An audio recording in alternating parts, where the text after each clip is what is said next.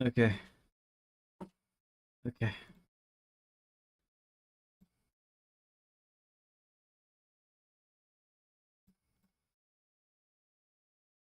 Alrighty, guys. I can be heard, right? I'm not. I'm not freaking mute. I'm not mute.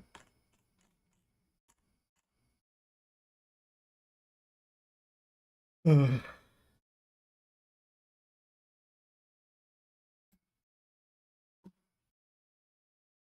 I'm gonna assume I'm not muted, and I'm not gonna unmute my own stream, even though I totally could, to figure out.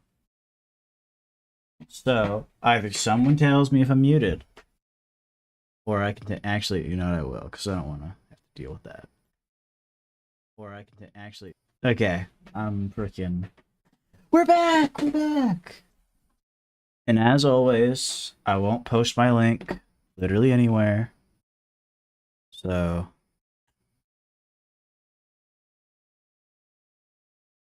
so so yeah.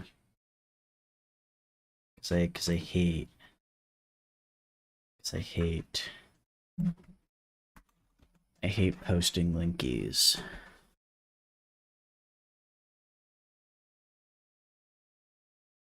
But yeah.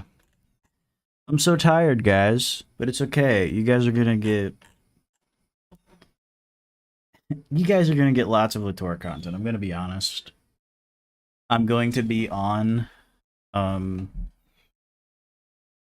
of you might know Sirius's live stream. I'll link it in my Discord whenever I can. So so yeah. So yeah. Um yeah. I guess I'll just freaking get started. I guess I'll just freaking get started. If any of you have any questions while reading, just ask. And if anyone wants to argue with me about the book or something, we can totally do that. I'll invite you to VC. But okay, let me get awake by starting to actually read. Ecological crisis, or crisis of objectivity. Some observers will object that science studies are not very widespread, and that it seems difficult to use this discipline to reinvent shared forms of public life. How can such an esoteric field help us define a future common sense? It can if we combine it with the immense social movement of political ecology, which it will unexpectedly clarify. From now on, whenever people talk to us about nature, whether to defend it, control it, attack it, protect it, or ignore it, we will know that they are thereby designating the second house of public life that they wish to paralyze. Thus, if the issue is a problem of political constitution and not at all the designation of a part of the universe, two questions arise. Why do those who are addressing us want two distinct houses, of which only one would bear the name politics? What power is available to those who shuttle back and forth between the two? Now that we have left the myth of the cave behind and are no longer intimidated by the appeal to nature, we are going to be able to sort out what is traditional in political ecology, what is new, what extends the lowly epistemology police, and what invents the political epistemology of the future. Reminder, the epistemology police, or in air quotes, political, not in air quotes, in parentheses, political, and then close parentheses, epistemology, political epistemology is different from political epistemology. Big note. What is the difference? in a bracketed political epistemology, what they want to do is they want to pretend like they are simply doing sorry, I'm not going to say pretend. They act like they are just doing epistemology when in reality they are setting up the two houses that are talked about here. And they're setting up the two houses so as to push forward a specific notion without wanting to by just saying, well, I just simply have the facts. The facts are the facts, and stuff like that. These are your Alan Sokals. Sokal is the person that he referred to explicitly as part of the epistemology police. And what is political epistemology without the parentheses? Political epistemology without the parentheses is simply the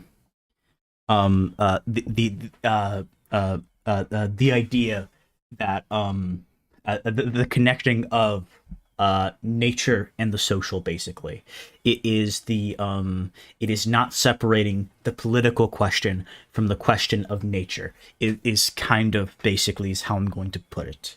That might be a little bit off, but that's what I'm going to go with. And if I find this problematic, no, I can't. You can fucking rewind, motherfucker, because I was yapping for like 2 minutes. Anyway, so it's all good. So it's actually all good. But yeah, and then epistemology, just epistemology, is the studying of science and how to study science. That's what Latour defines epistemology as. That's what it is referred to. These are the concepts.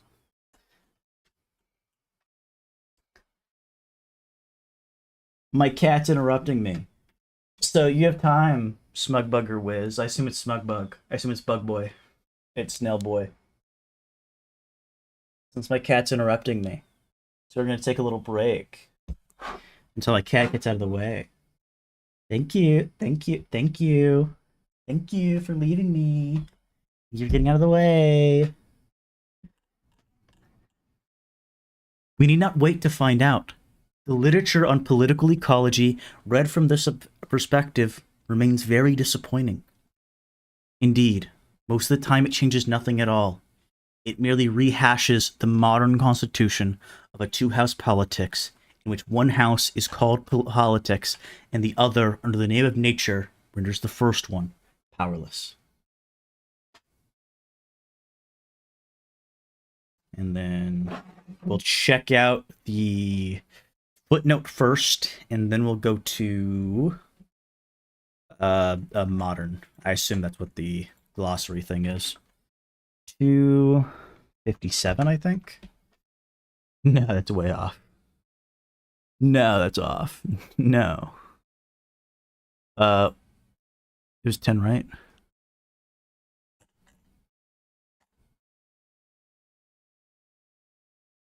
Yeah, it was 10. It is surprising to see that after a remarkable book on technology in Heidegger, Michael Zimmerman, 1994, approaches the philosophy of ecology without shaking up the traditional political position of nature in the slightest. Many other examples of this modernism can be found. The modernism that he is referring to is going to be the same, probably the same one he ends up using in We Have Never Been Modern. That's probably what it's going to end up amounting to.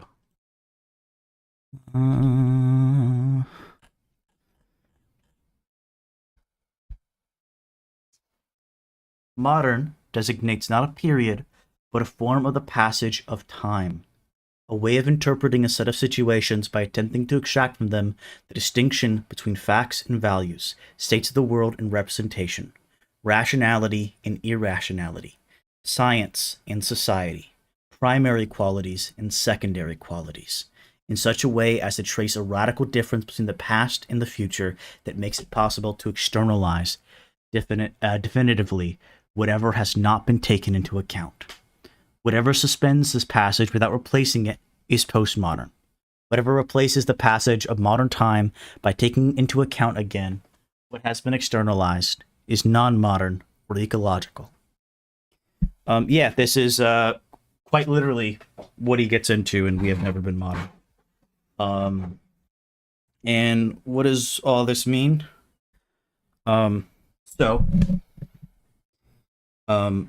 The moderns, what do they do? Um, I can probably just find it. You know what? Maybe I can just find a quote from We Had Never. I can maybe do something funny and actually just find a quote from We Have Never Been Modern and read that to you guys. Yeah, let's do that. Let's actually do that. I like that better. I like just reading Latour.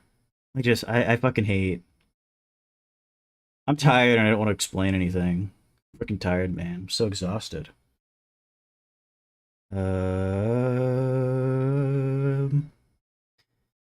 What can I type? Oh, I know what I can type. The past perfect. Is that what it is? It's the past perfect, right?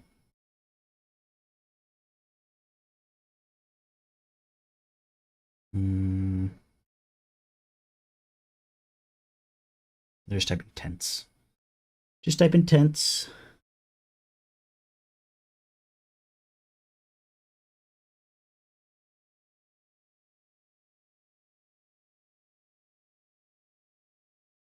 Oh, I shouldn't have done that. That's actually a bad one to do. It's okay. It defines all of it. I'm just going to type in modern. I'll be able to find it. It's going to take a second, but it's okay. It's okay. I'll be able to find it pretty easily because he also defines pre-modern, modern and postmodern, and anti-modern. I think though anti-modern isn't really a position.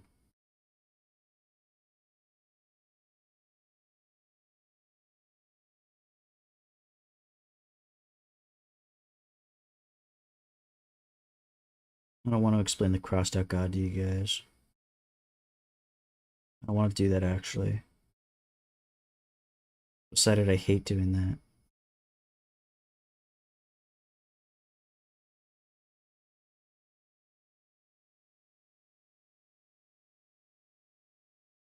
Yeah. Yeah. Okay. Quite literally, quite simply, there is a bit more to this. The When he's talking about moderns, when someone says I am modern, it's a specific designation. It's a designation of it's a breakage of, like it says. I think it says this. Yeah, yeah. What does it say? A breakage. It says a radical difference between the past and the future. Yeah. And what he's getting at there is whenever we do that, we set up the idea of the modern, as in like the modern man, and like almost the pre-moderns, which are in a lot of ways probably it's probably okay to say savage is kind of the opposite of modern in this sense. And we're setting that when he goes into it in We Have Never Been Modern. There isn't really that clear break that is defined. There really isn't winners and losers in that way. It's that's not how, really how it works. 18 still? We're still on 18? Yeah, I think so. No, we weren't. We were on 19. Oh, I didn't even finish. Okay. We need not wait to find out. The literature on political ecology remains from this perspective, remains very disappointing. Indeed, most of the time it changes nothing at all. It merely rehashes the modern constitution of a two-house politics, in which one house is called political politics, the other, under the name of nature, renders the first one powerless. Okay, and I did read the footnote. Fucking having a moment. Because I've been on a bender. I've barely been sleeping. I've just been fucking working because of that.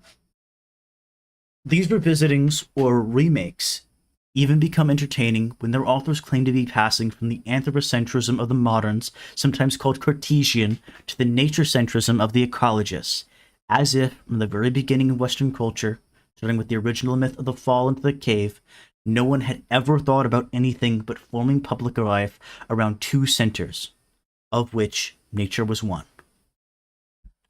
A political ecology poses a problem, It is not because it finally introduces nature into political preoccupations that had earlier been too exclusively oriented towards humans. It is because it continues, alas, to use nature to abort politics. For the cold, gray nature of the ancient political epistemologists, the ecologists have simply substituted a greener, warmer nature. For the rest, these two natures dictate moral conduct in the place of ethics. Apolitical, they decide on policy in place of politics.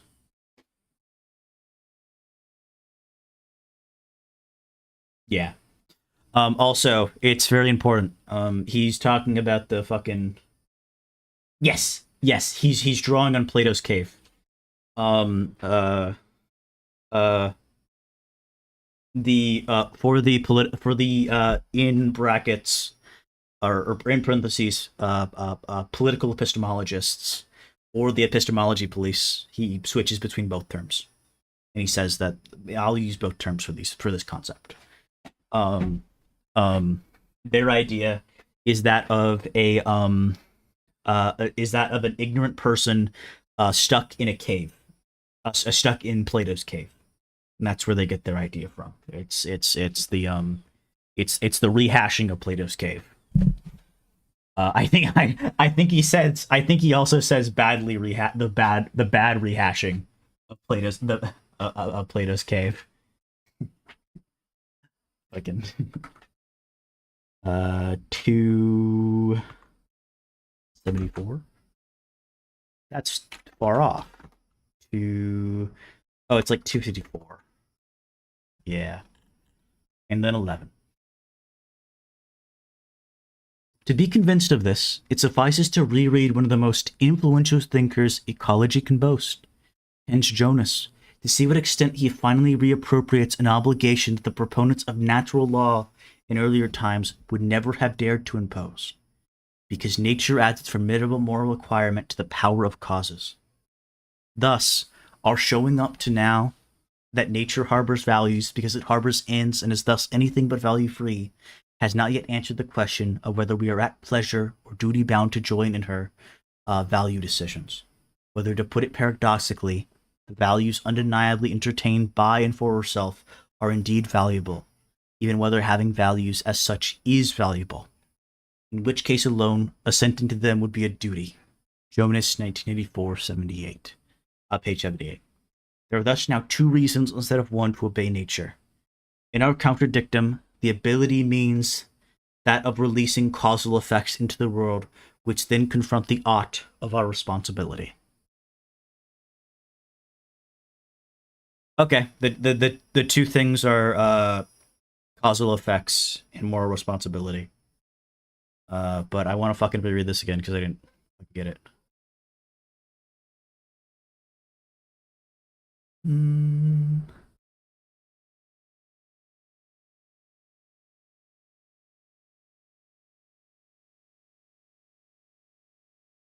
Oh, yeah, he's saying that nature causes things, and it also gives us values.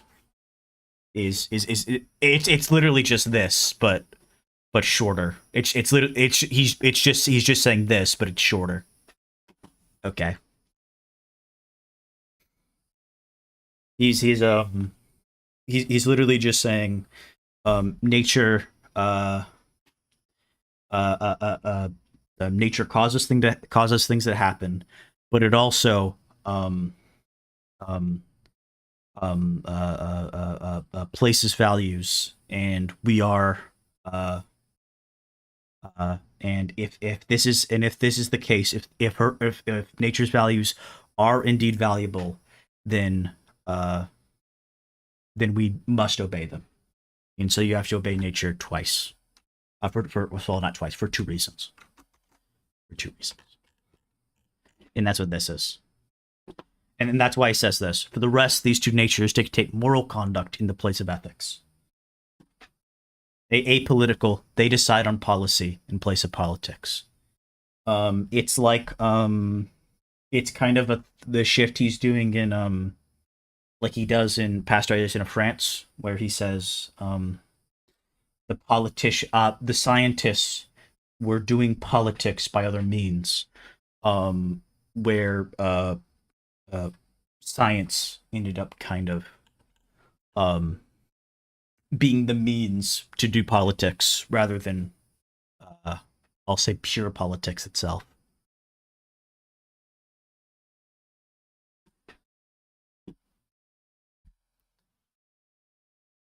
We take an interest in political ecology. Then, if its literature only manages to plunge us back into the cave, because as we are going to show in the second section, political ecology has nothing to do, or rather, finally no longer, has anything to do with nature, still left with its conservation, protection, or defense. And then back to 254. Fucking 12. Let us not confuse this with the critique of unspoiled nature or wilderness, to which the second section will be devoted. Fucking can't read. Literally, that's not the right page number.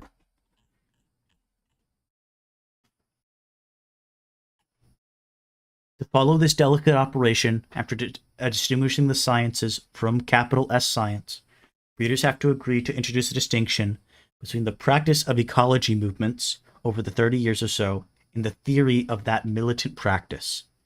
I shall call the first militant ecology, and the second the philosophy of ecology, or nature politique, an expression modeled on realpolitik. If I often appear unfair to the latter, it is because I'm so passionately interested in the former. He's fucking doing the factish gods thing. He's doing the factish gods thing.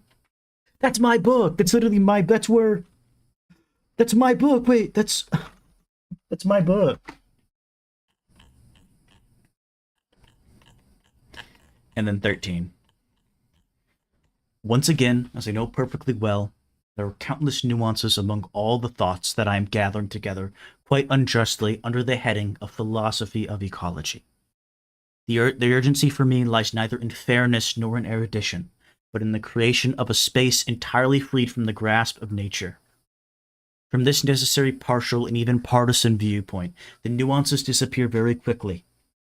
However, from the very first words, and it is easy to convince oneself of this, in the writings of those excellent authors whose work I have too hastily amalgamated, nature once again becomes the source of all moral and scholarly demands. Jonas is not the only example. William Cronin's is even more striking. Cronin is the author of probably the best book there is on the history of an environment. Cronin, 1991. I actually want to look at that. Cronin, 1991. For anyone interested in like any site, like any like books surrounding stuff like this, find a Bruno Latour book, okay, and then go to the references. Just go to the fucking references. Just go to the references. Like just do that, and you will find crazy shit, and you'll be like, how does this guy connect all this stuff? And he does it quite well, and he does it all quite well. And you'll be like, what is this guy on? What is this fucker yapping about? Also, I found it. The book is called Nature's Metropolis, Chicago and the Great West by William Cronin. That's what it's called. It is called. So yeah. So yeah.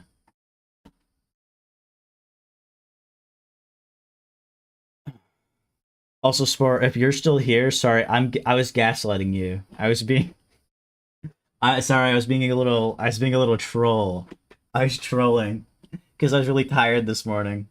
And whenever I'm really tired, I go into fucking troll mode because I can't be bothered to care. Yeah.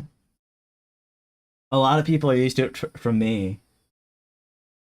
Gaslighting, gatekeeping, girl bossing, though, is good for feminism, so I am allowed to do it.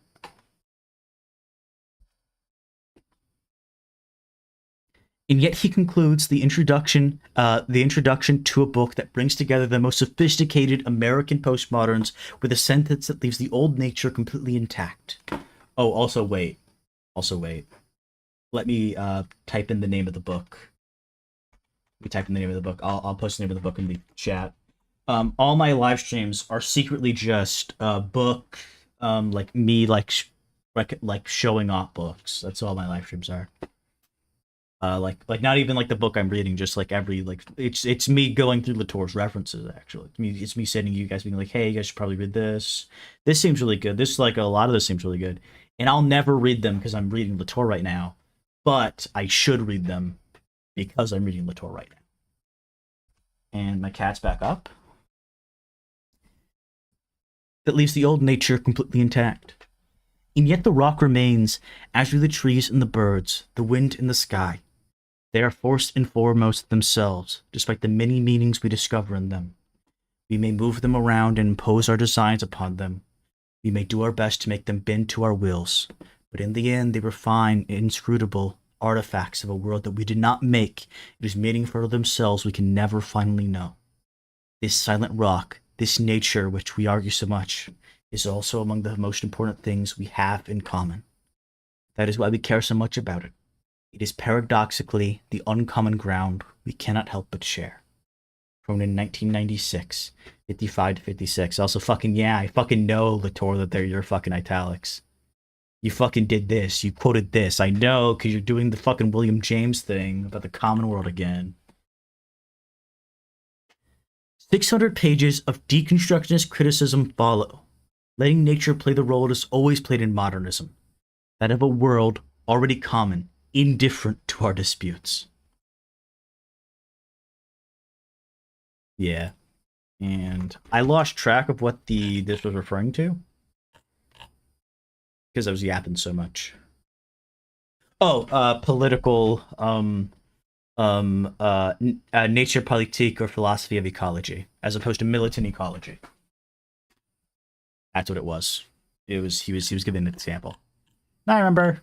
Everything makes sense. I was also going to explain something. Theory practice distinction. What is the difference between theory and practice? This is something laid about. I hope he goes over this again. But there's a similar thing laid out in Factish Gods. There is the separation of theoretical life from practical life. Practical life, the distinction between theoretical life and practical life, for Latour, is there is usually something denied in practical life. I mean, in theoretical life, that practical life does not deny. Practical life does not make the distinctions that theoretical life does. And there's a similar thing going on here. I'm going to assume.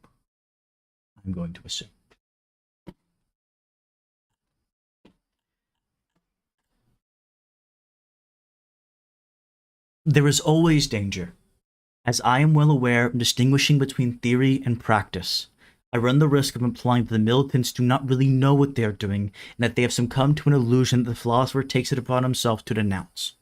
If I resort, nevertheless, to this perilous distinction, it is because the green movements, by seeking to restore a political dimension to nature, have touched the heart of what I call the modern constitution.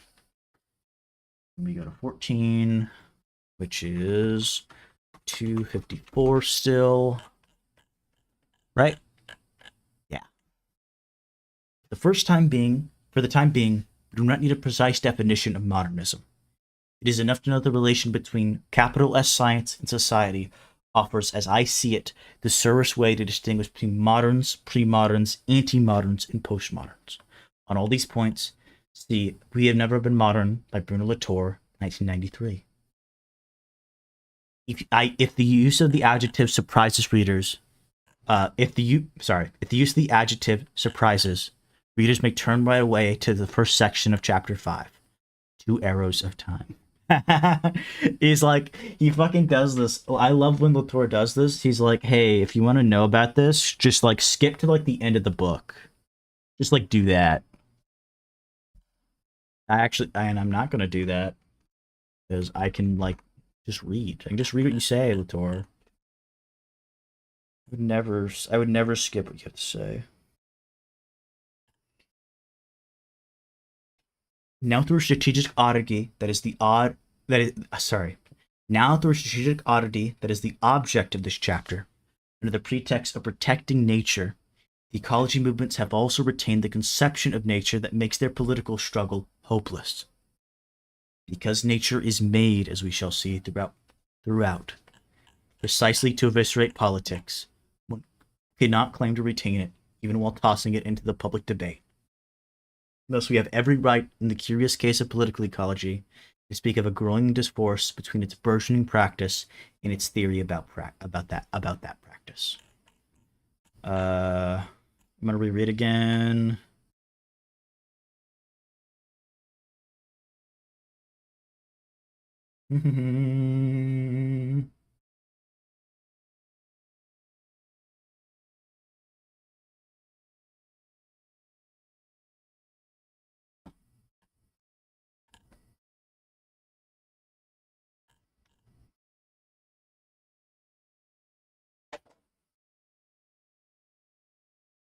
Yeah, okay.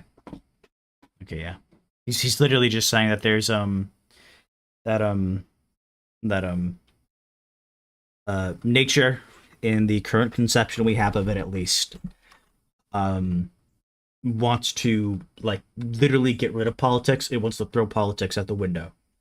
And so because we're speaking about political ecology, um we can divorce the theory from the practice because the theory is it's probably what it's going to be saying is what holds the distinction, while it's not held. We'll go to militant. I'll check out militant ecology after I read the footnote.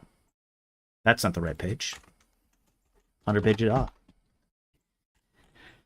I am well aware that there is no lack of good reasons that would make it possible to explain why, in the heat of a new battle, ecological thinkers have not devoted their strength to discussing the political nature of nature.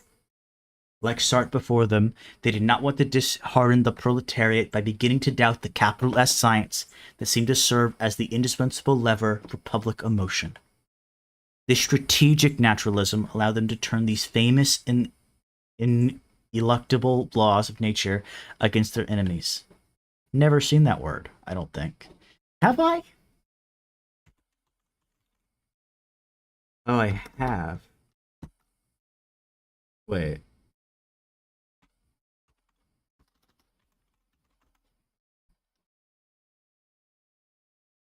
Okay.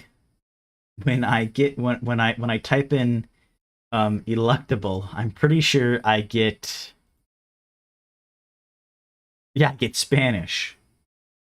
Okay, but I want but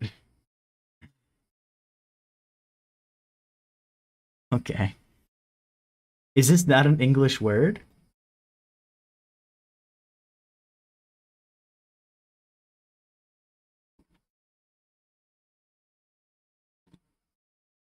Oh, maybe okay. So I type in electable, it fucking pops up Spanish. Sorry. I thought if I typed in electable I would get something as well, but I guess it's only ineluctable in English. Unable to be resisted or avoided. Inescapable. Okay. Yeah.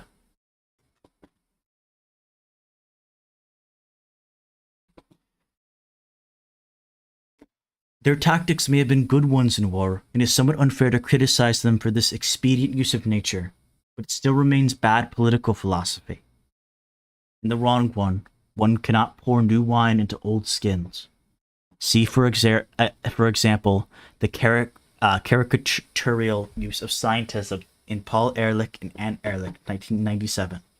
The others simply wanted indisputable good science to triumph over the bad science of the reactionary ideologues. Philosophy of ecology that did not absorb the controversies among scientists would neglect all its intellectual duties. And once again, we're going to look at what book this is, because I think I know this book. I don't remember the name. Oh, no, I don't. But I think Anne and Paul Ehrlich have came up before in Latour. And I was also going to look up, since we're on the footnote, I was going to look up political ecology, a militant ecology. I is for before O. In a somewhat artificial way, the militant practice of ecology contrasted here with the official philosophy of ecological thinkers, theorists of nature politique who continue to use nature as a mode of public organization, without noticing that this premature unity can only paralyze the movement of composition.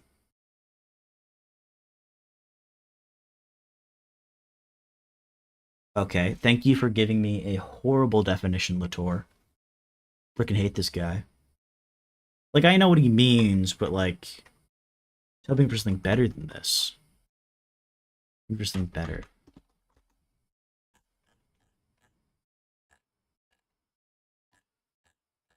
You're on this page.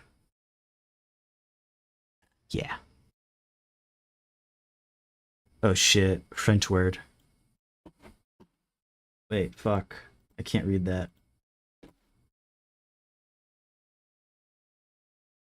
Oh fucking, oh fuck, oh no. It's over. As soon as we begin to turn our attention toward the practice of ecological crises, we notice at once that they are never presented in the form of crises of nature. They appear rather as crises of objectivity, as if the new objects that we produce collectively have not managed to fit into the Procrustean bed of two-house politics, as if the smooth objects of tradition were henceforth contrasted with fuzzy or tangled objects that the militant movements disperse in their wake. We need this incongruous metaphor to emphasize to what extent the crisis bears on all objects. The crisis bears on all objects, not just on those on which the label natural has been conferred. This label is as contentious, moreover, as those of appellations d'origine contrôlée. I don't know. I don't speak French.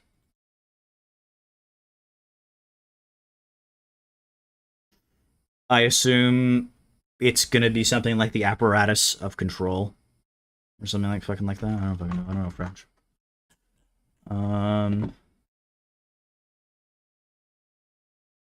There is no shortage of remarkable works on the impossibility of stabilizing the modifier natural.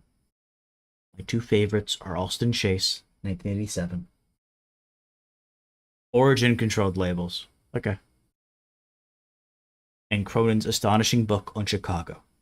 On Parks, the example of my friend David Western, 1997. An introduction, see Cousin's, 1997. For France, see Danny Trum's fascinating thesis, 1996. The connection between the patrimonialization of art and that of nature are made very clear in Plot, 1997. See Deston, 1998. A fascinating work on the history of nature and science. And Deston and Park, 1999. I wish he just like cited all of the books like he does in Reassembling the Social. I wish he just like cited them all. I wish he was just like, hey buddy, here's the books. Here's the name of the books. Oh, I'm 2 pages behind.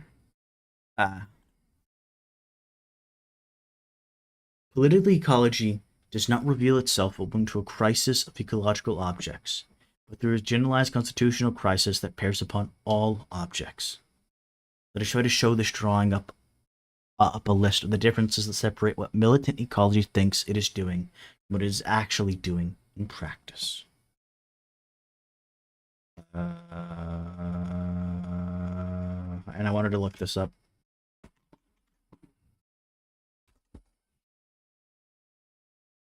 Appellation d'origine.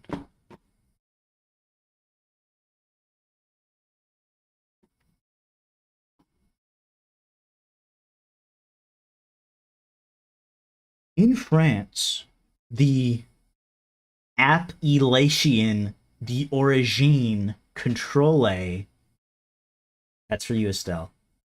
Controlled designation of origin, abbreviation. Wait, hold on. The abbreviation is literally fucking AOC. Wait. Wait a second, Estelle. I didn't know you guys had. I didn't know you guys had AOC in France too. Is a label that identifies an agricultural project whose stage of production and processing are carried out in a defined geographical area. The terroir in using recognizing traditional know-how. The specificity of an AOC product is determined by the combination of a physical and biological environment, established production techniques transmitted within a human community. Together, these give the product its distinctive qualities. Also, the C isn't pronounced C. It's pronounced like say. It would be A O say, A O say or something like that. But the C would be like say, right? It wouldn't be like fucking C. Let's say it's C. Like I see you. Yeah, I thought so. I'll pick up French eventually through all this. Don't worry. A O say.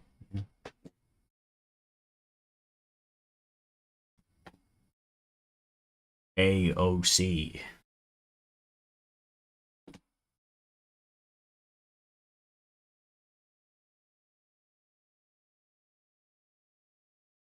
Okay, I understand. Everything makes sense now.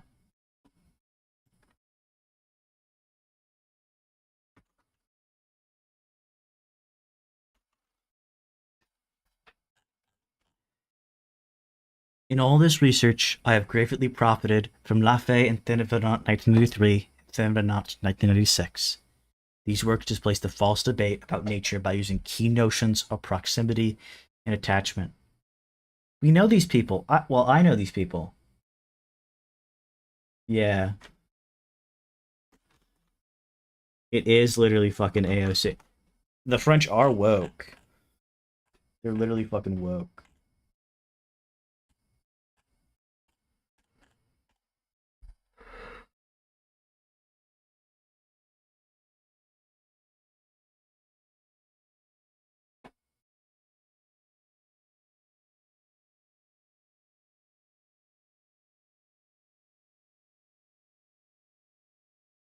Oh, also to explain, what he's saying is just kind of quite literally, like it says, whenever we talk about um um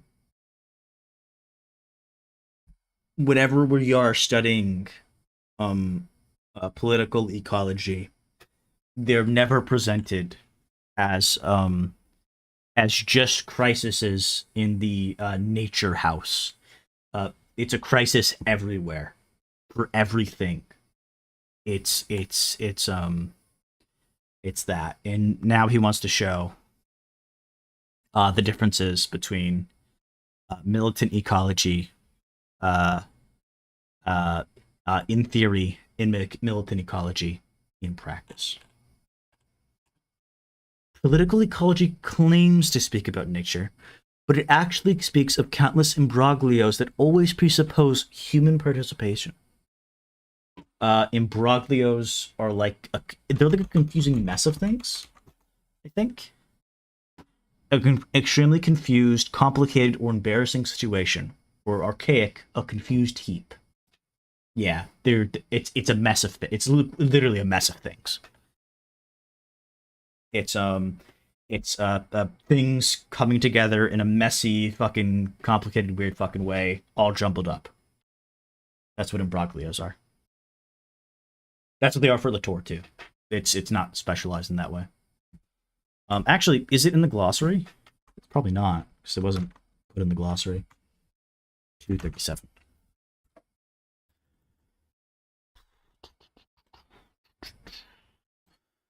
M comes after I.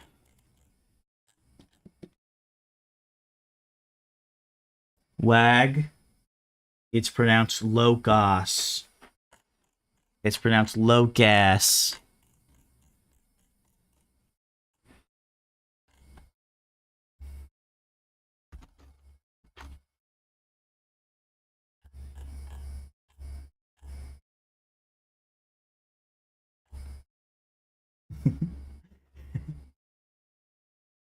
2. Okay. How long is this? Okay, it's only 7. It's only 7 long. Okay, we'll go over it again. We'll go over it again. 2. It claims to protect nature and shelter it from mankind, but in every case, this amounts to including humans increasingly, bringing them in more and more often in a finer, more intimate fashion, and with a still more invasive scientific apparatus. It claims to defend nature.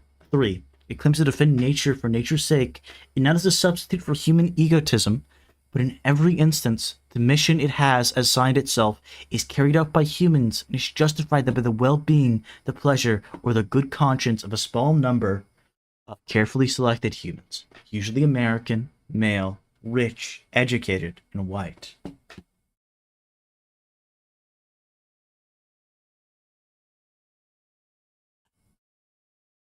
Four.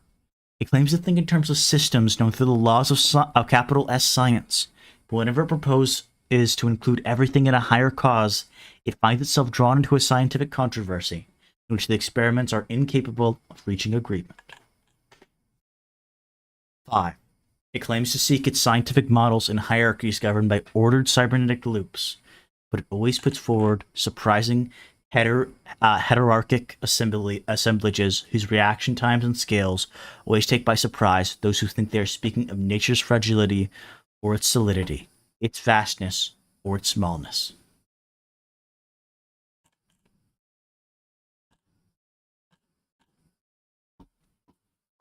Heterarchic. I've never seen that word. I don't fucking know what that means.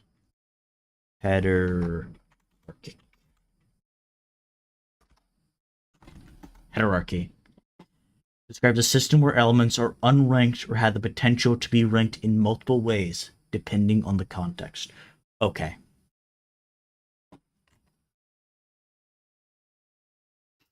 So it's literally saying you can't it claims to that nature it claims that its models are like have hierarchies to them, but it turns out, but every fucking time they figure this out, they realize it actually doesn't. But they think they're talking about nature and like how small or large, how weak, how vast it is, fucking shit like that. 6. Political ecology claims to speak of the whole, but it succeeds in upsetting opinion and modifying power relations only by focusing on places, biotopes, situations, or particular events. 2 whales imprisoned on the ice, 100 elephants in Mbozoli, 30 plane trees on the Place to Tetri in Montmartre.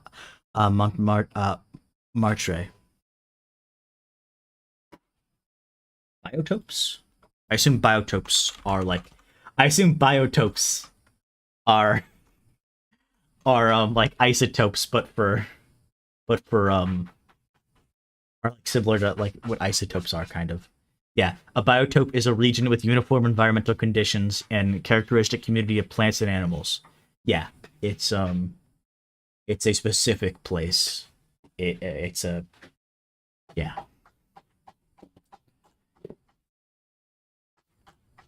7. It claims to be increasing in power and to embody the political power of the future, but is reduced everywhere to a tiny portion of electoral strap hangers. Even in countries where it is a little more powerful, it contributes only a supporting force. Okay. So to go over all this, first one is what is it? Political ecology, things speaking about nature, but no, it's talking about the confused mess of everything together that always ends up including human participation. The second one, it says that it's going to protect nature, that it is protecting nature, but with all this, it is using science to get closer, ever more closer, and to include more and more humans. The third one, it claims to just want to defend nature, just to defend nature, of course. But that's never actually the case. It's always by like specific people, literally specific people. Um, uh, uh,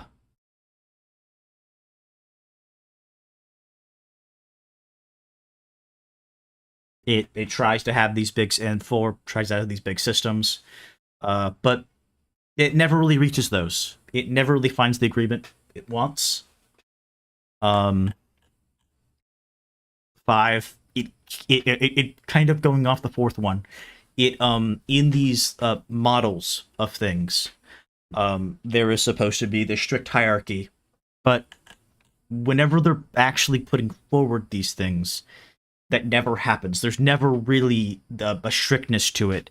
It's either not. I assume he's saying it's not hierarchical at all. That like it literally that there's no hierarchy to this, like literally at all when he's using hierarchic, and not just that it can be put in various ways. Um.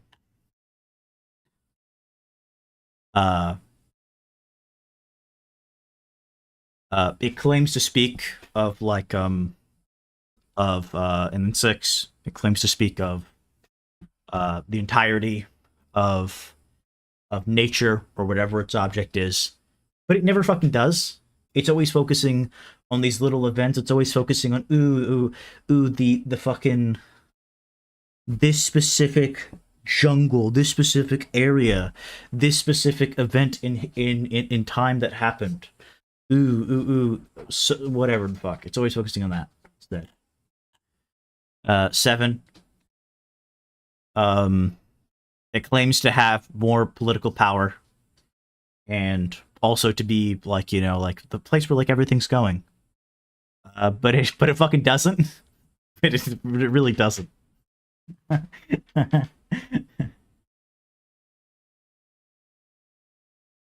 And then let us now go back over the list and take as strengths what at first appeared to be weaknesses. I know what all of them are going to be already, actually. Because I know Latour. Political ecology does not speak about nature and has never sought to do so. Oh, sorry, 1. Political ecology does not speak about nature and has never sought to do so. It has to do with associations of beings that take complicated forms, rules, apparatuses, consumers, institutions, moors, calves, cows, pigs, brutes, and that it is completely superfluous to include in an inhuman and that it is completely superfluous to include in an inhuman and historical nature. Nature is not the question in ecology. On the contrary, ecology dissolves nature's contours and redistributes its agents. We'll go over it again. I'll go over it again, by the way, just so you guys know. 2. Political ecology does not seek to protect nature, and has never sought to do so. On the contrary, it seeks to take charge in even more complete and mixed fashion, with an even greater diversity of entities and destinies. If modernism claimed to be detached from the constraints of the world, ecology, for its part, gets attached to everything. 3.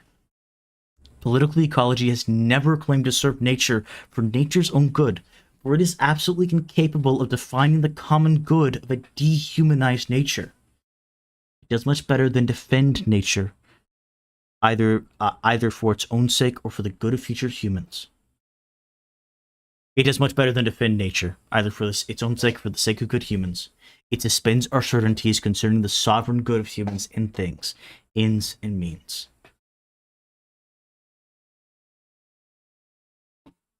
And then we'll go to the footnote really fast.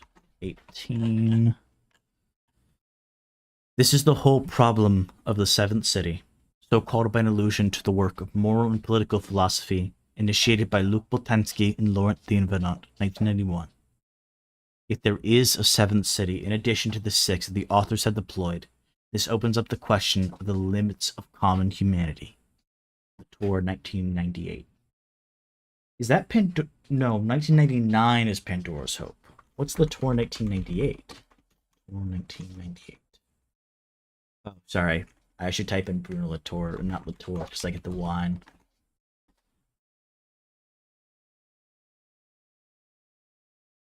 Oh my god. Is this it?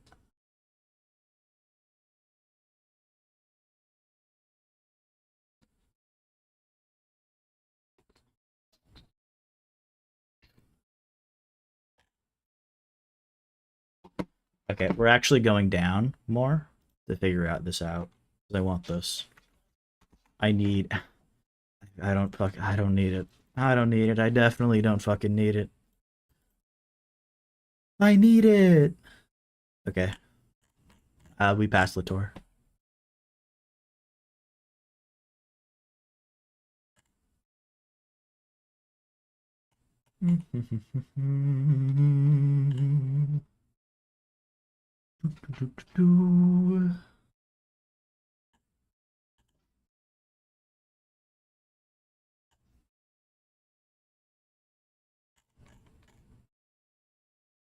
Where is it?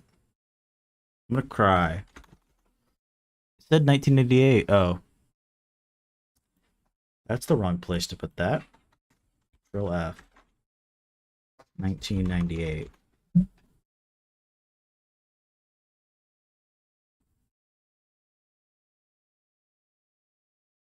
Oh, that's also the wrong thing. No, I didn't mean to do that.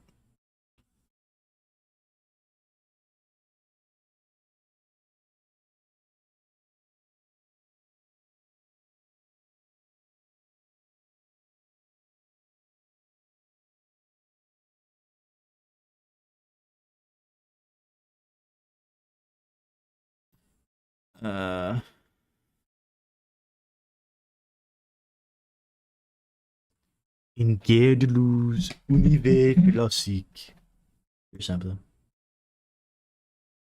1998. 1998.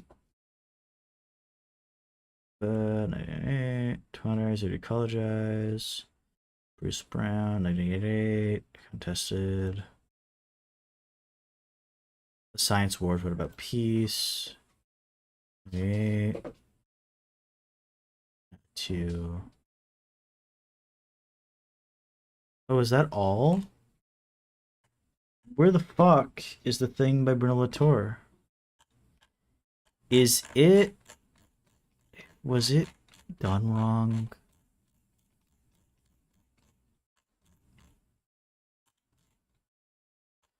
I'm gonna be so pissed if it was done wrong.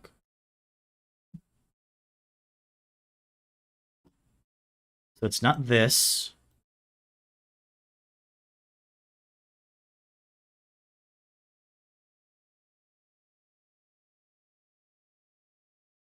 Probably not this.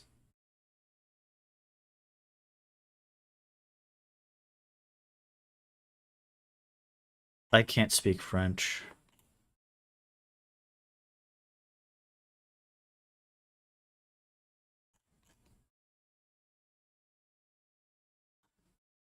I'm so upset. It might be, okay, it might be Paris the Invisible City. Is the thing. I could believe that.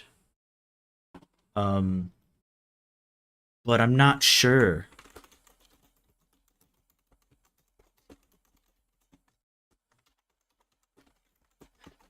You know what she might have done?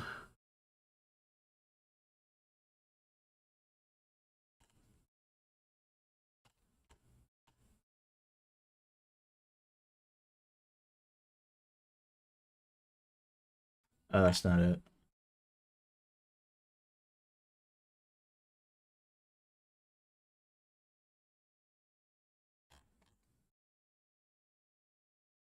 Yeah, I think this is... Oh, wait, no. This probably isn't it, because Pierre Lemonnier is not there. And Pierre Lemonnier.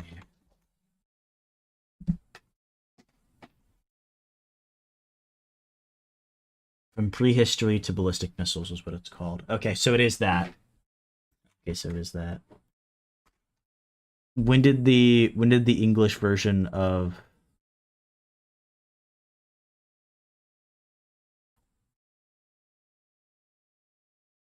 Wait, is this not?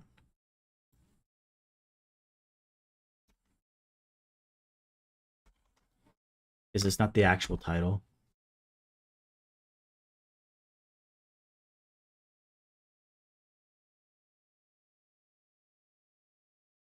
Okay, this was never published in English, it seems.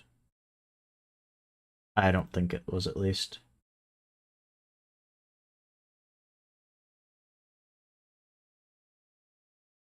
It probably is. It's probably a paper. It is probably some paper. Is it? To modernize.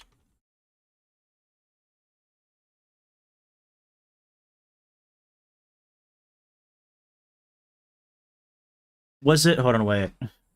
Did it actually say? It said Latour, right? I'm not being stupid.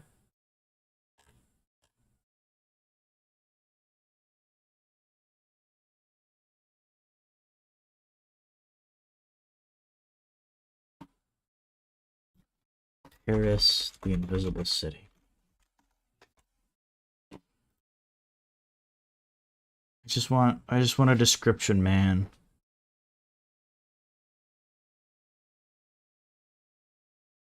Oh. I fucking need to get Paris, the Invisible City, but it costs like $1 million.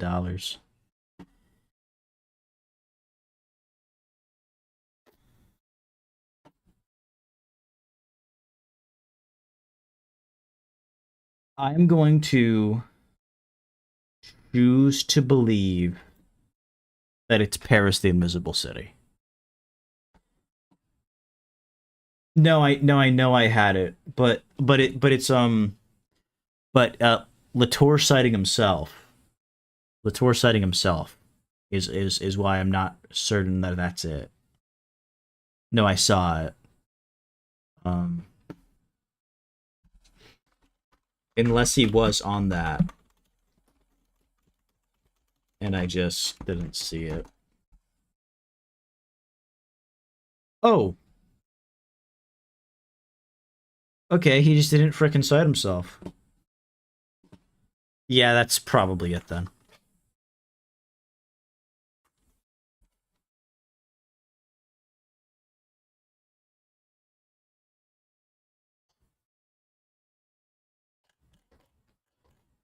Oh wait.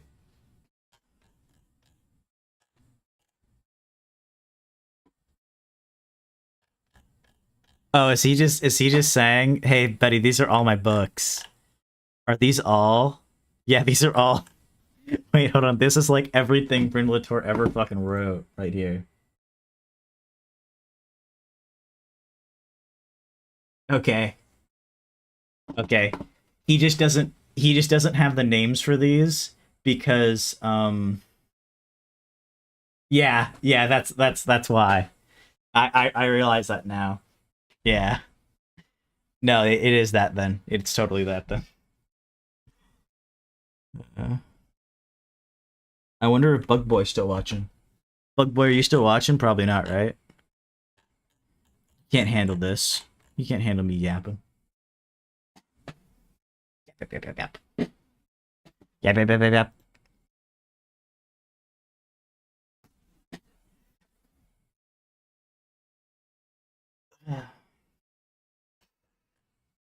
We are.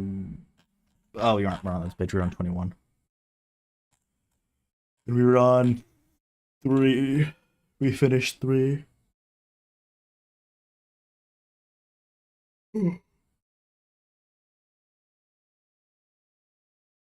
Political ecology does not know what an ecological political system is, and does not proceed thanks to a complex science whose model and means would moreover entirely escape poor thinking, searching humanity.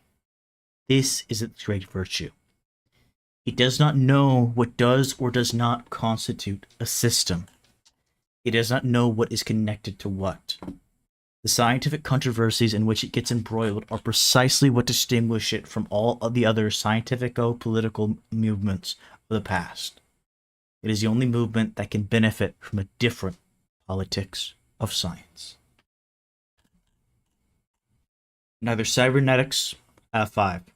Neither cybernetics nor hierarchies make it possible to understand the unbalanced, chaotic, Darwinian, sometimes local, and sometimes global, sometimes rapid and sometimes slow agents that it brings to light through a multitude of original experimental arrangements, all of which taken together, fortunately, do not constitute a secure capital S science. 6. Political ecology is incapable of integrating the entire set of its localized and particular actions into an overall hierarchical program, and has never sought to do so. The ignorance of the totality is precisely what saves it, because they never array little humans in great ozone layers, or little elephants in medium-sized ostriches. In a single hierarchy, the smallest can be the smallest can become the largest. Oh my fucking god, and he quotes the Bible again. He quotes this in We Have Never Been Modern too. It was the stone rejected by the builders that became the keystone. Matthew 21:42. He fucking quotes the Bible again. He quotes the same verse. We're actually going to take a detour to the Bible. Matthew 21. We're going to look at Matthew 21.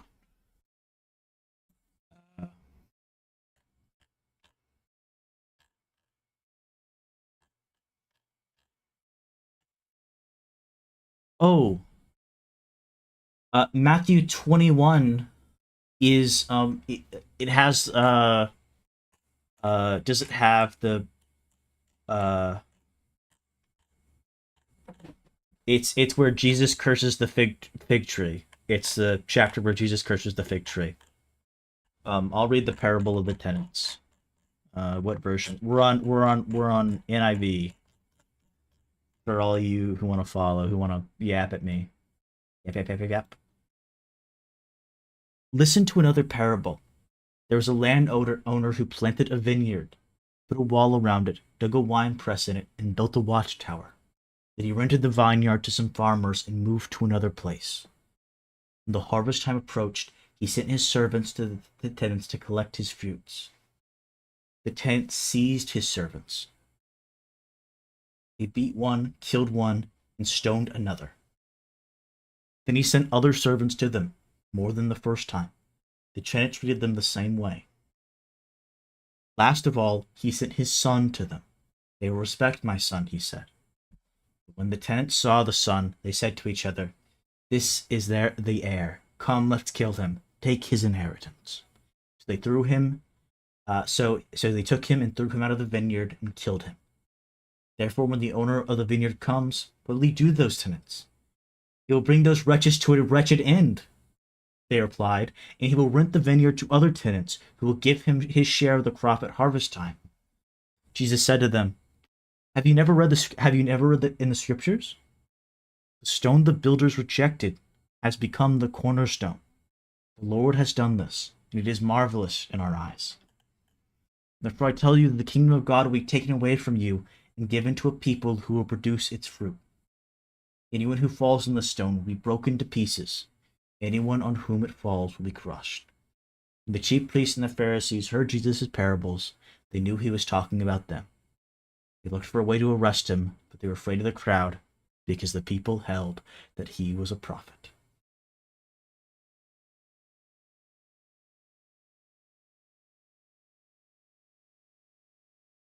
Yep.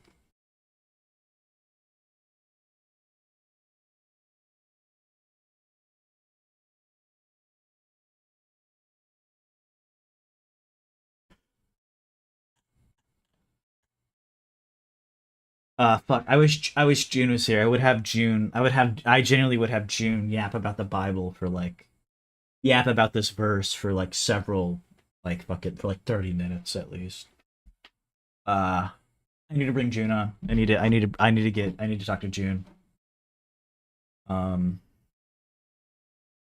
Political ecology has fortunate 7. Political ecology has fortunately remained marginal up to now, for it has not yet grasped either its own politics or its own ecology. It thinks it is speaking of capital N nature, of capital S system, a hierarchical totality, a world without man, an assured capital S science. It is precisely these overly ordered pronouncements that marginalize it, whereas the isolated pronouncements of its practice would perhaps allow it finally to attain political maturity if we manage to grasp their meaning.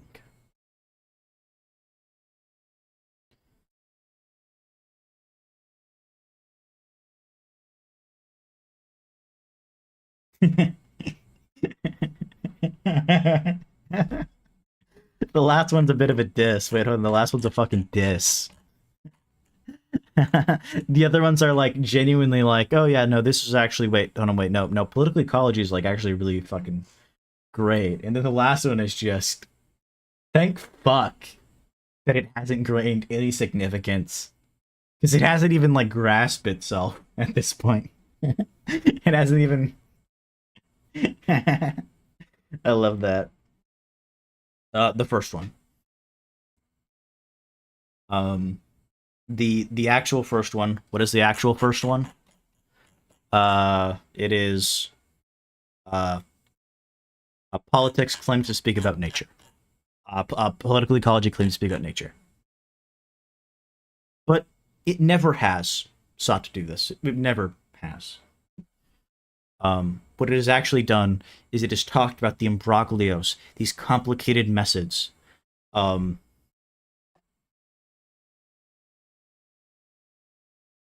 Instead, it takes what is inside this mess of apparatuses, environments, whatever the fuck you want, whatever it is, and redefines the agents and dissolves nature.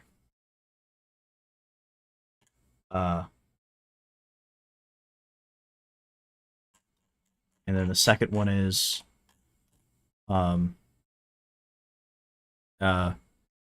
political ecology claims to protect nature from mankind.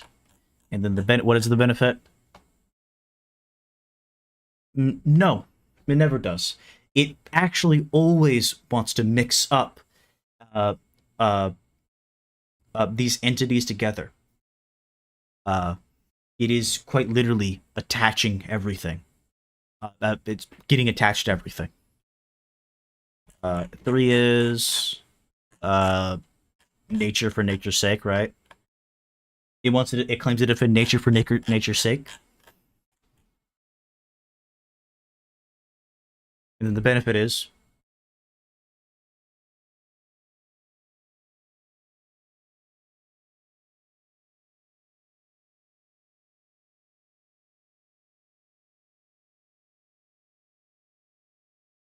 basically what it's saying is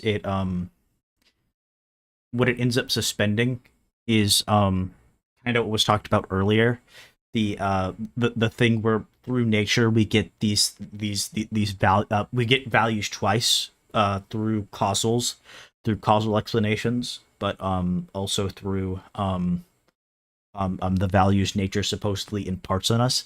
I wonder if it'd be wrong to say that what that is teleological the right word? I don't know anything about this stuff. I don't know anything about this specifically. That specifically, because I don't give a fuck. I don't care. But that might actually be what that is. Maybe. Let me look it up.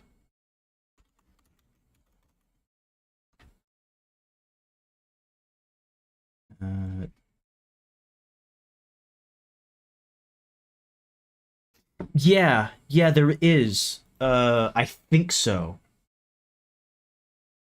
Um,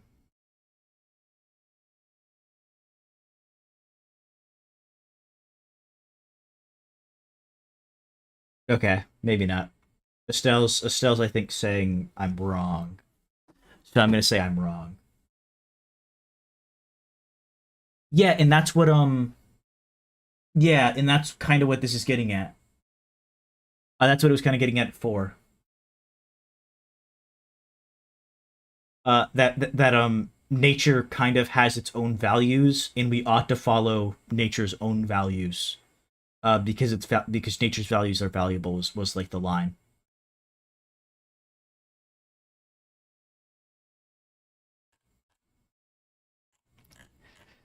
The fourth one is it claims to think in terms of systems known through the laws of capital S science. And the benefit is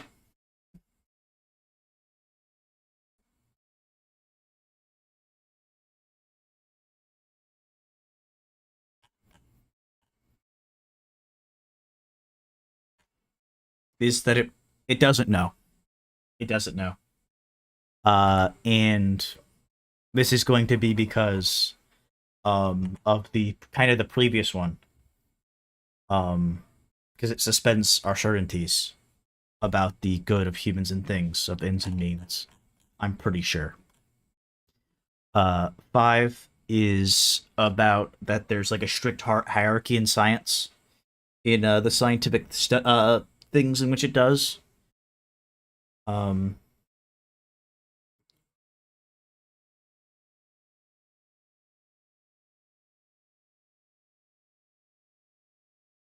it's basically literally just fucking saying that, hey, good buddy, this can't be possible because it doesn't fucking explain jack shit. There can't actually be this fucking hierarchy of scientific ideas like that. That's not how it fucking works. Is this is what I'll say is saying. And then seven is the fucking diss. Political ecology says that it's gaining power. But no, political ecology has fortunately remained marginal up to now. And this is good, for it has not yet grasped either its own politics or its own ecology. It's a fucking diss. Uh, love that. Love when Latour sneaks those in. Now we continue. Thus, we cannot characterize political ecology by way of a crisis of nature, but by a crisis of objectivity. The risk-free objects, the smooth objects to which we had been accustomed up to now, are given way to risky attachments, tangled objects. And then we will look up objects, and we'll, after we go to footnote 19. That's all I want, 255. Footnote 19. This is how I interpret the expressions risk society in manufactured uncertainties, popularized by Beck, 1992. Beck? Do I know Beck? Beck. Do we know Beck? Ulrich Beck. That name sounds familiar. I feel like I've heard this author before.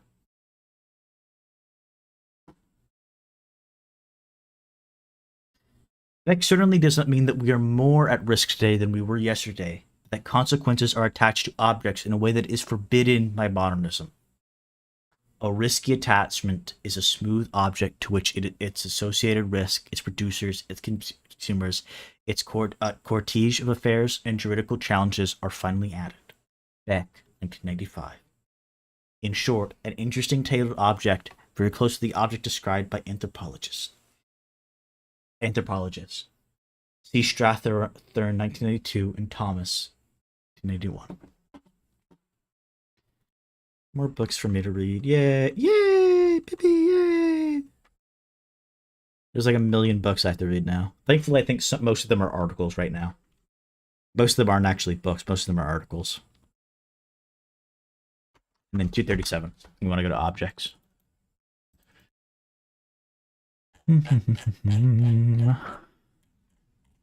Object.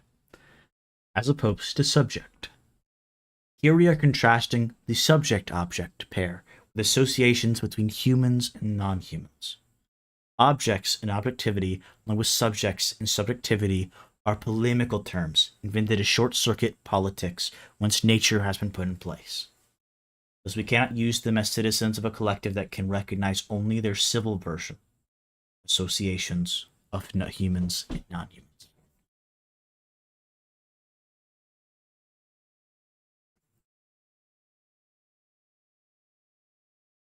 22, right? Yeah.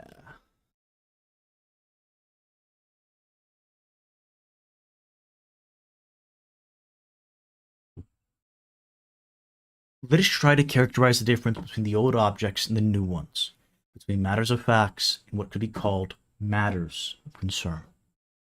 Now that we've gotten ourselves unaccustomed to the notion of nature. Oh,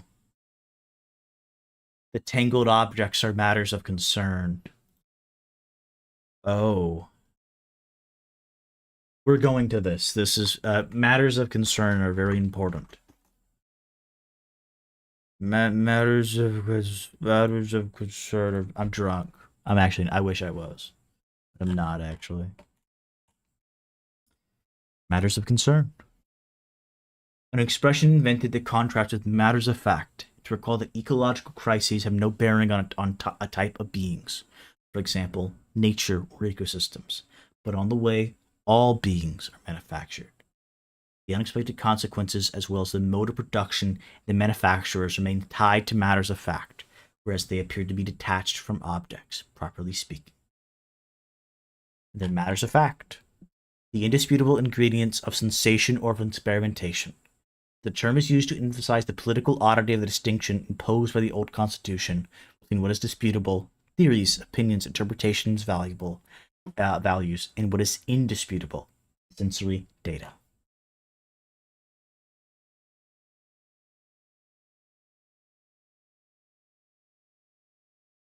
This is very interesting. This is actually very interesting. He's doing... Fuck. He's... These aren't contradictory to the way I already understood matters of fact and matters of concern, and how I thought he was already going about the... like, at all. But he's speaking of them quite differently. Okay. New thing to add. New concept to integrate into my brain.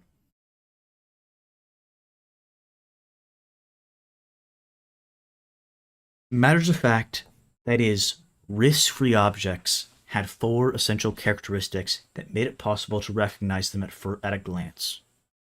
First of all, the object produced had clear boundaries, a well-defined essence, well-recognized properties. We're going to go back, and we actually are going to go to essence. Obviously, I think I can assume what he means, but we're not going to. We're just going to go to it since he gives us it. Term for metaphysics that takes on a political meaning here, not the beginning of the process of composition or articulation. The term habit is reserved to that, but its provisional conclusion. There were indeed essences, but these are attained by institution at the end of an explicit process that gives them durability and indisputability by attaching attributes to their substance. Recall the concrete history, I use the expression, essences with fixed boundaries. Oh! It's what happens to TRF, Wag. It's what happens to TRF. TRF becomes a thing, a stable thing. TRF is no longer just lines on a graph. It's now has like it's now a fucking property. That's what he's saying. It now has like these like very clear properties.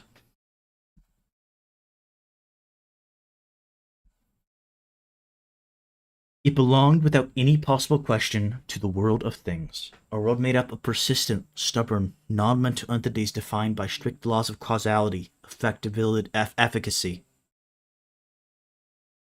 probability, and truth.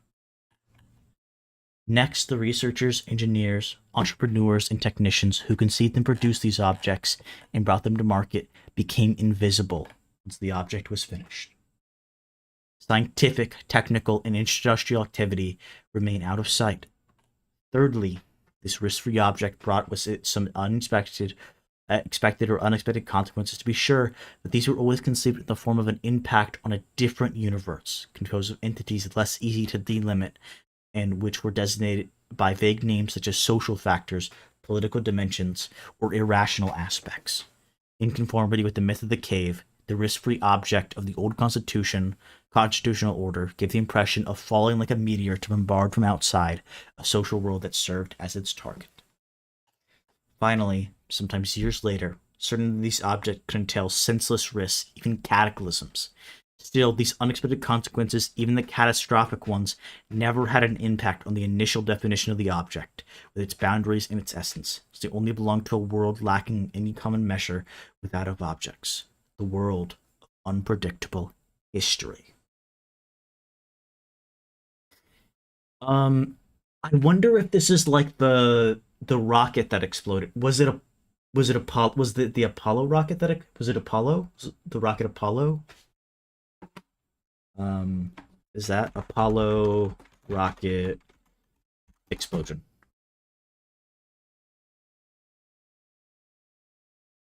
Was it Apollo 13? It was Apollo 13. Wait, sorry. Rocket explosion 2001. The Columbia. It was the Columbia. Is what it was. Challenger. Challenger. That is what it was. You are right. You are right. That's what it was. That's what it was.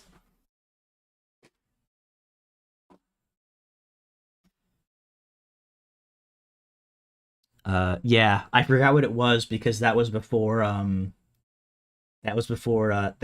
the losers still existed. It wasn't when I existed because I'm a winner. That was in the time of the losers, but then I came along and we were winners again.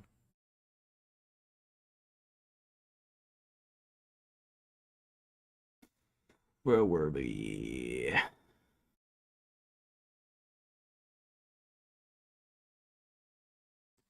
Okay, found it. Contrary to the impacts that one could retrace, no matter what, the cataclysmic consequences had no retroactive effects on the object's responsibilities or their definitions. They could never serve as lessons to their authors, so that the latter might modify the properties of their objects. Matters of fact were just that. Matters of fact.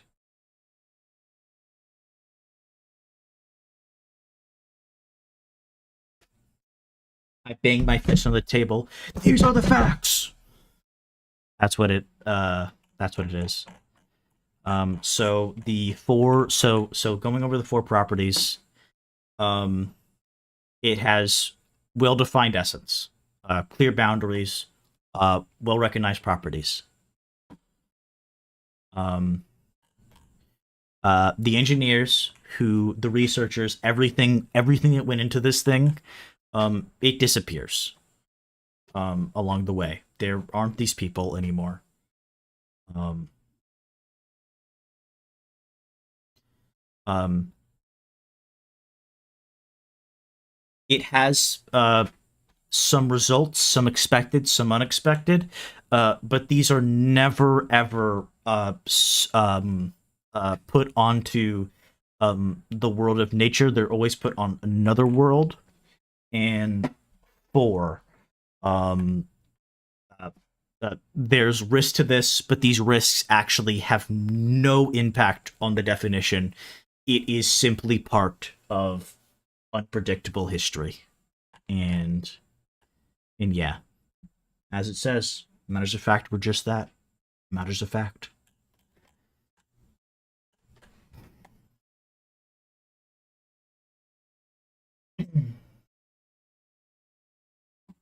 The case of asbestos can serve as a model, since it is probably one of the last objects that can be called modernness. It was a perfect substance. Was it not called a magic material?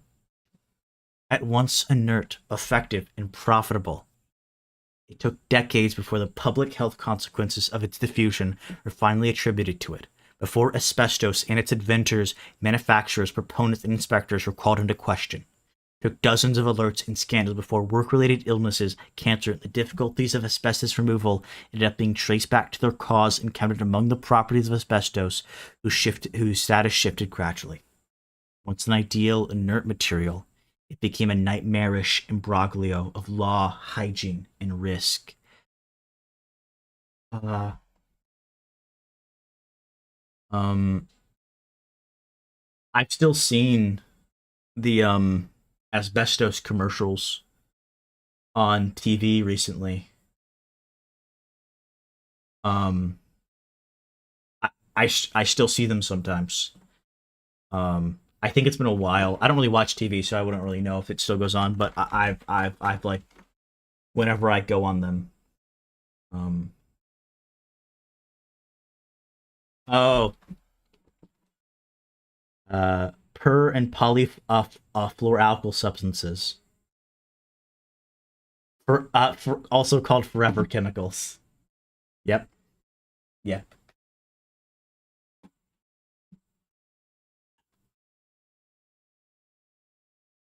This type of matter of fact still constitutes a large part of the population of the ordinary world in which we live.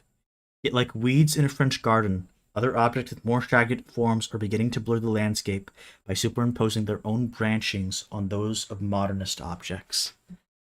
I know where he's going with this. What's gonna be What's gonna be the amazing footnote? See the very detailed report that makes it possible to distinguish the case of asbestos from that of the prions responsible for mad cow disease.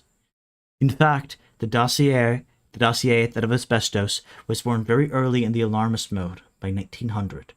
Later, at the time of maximum production and consumption, the different varieties of asbestos in the 1970s, it shifted to the mode of conflict and protest, and then passed into a modality of bureaucratic responsibility, which after the fact gives the impression of a nearly 14-year-long blanket of silence, only to emerge again in the mode of a scandal and accusation, contaminated air.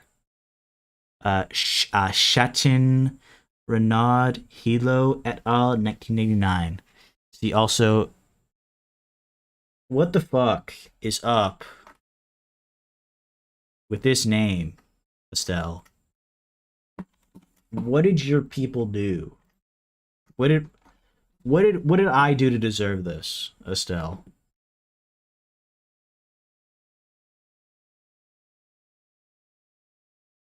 I don't speak French.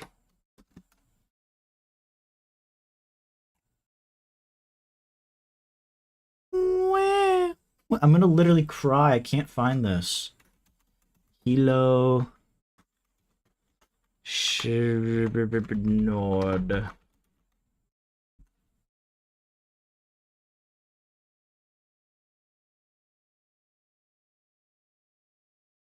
This isn't it. This is fucking. I'm gonna kill people. I'm gonna murder.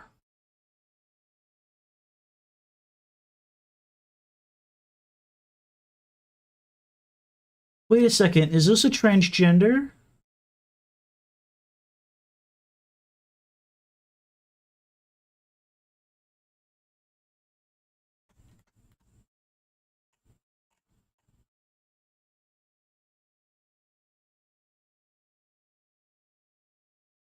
(1999).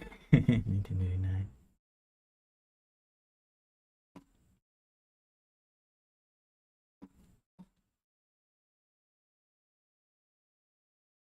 That's so freaking cool. Also, we're going to the end, by the way. We're freaking going to the end.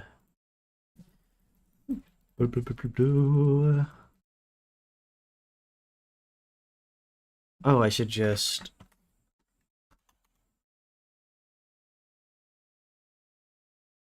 Oh, I can't actually do that. I've actually fucked myself because I can't actually do that. That doesn't actually work.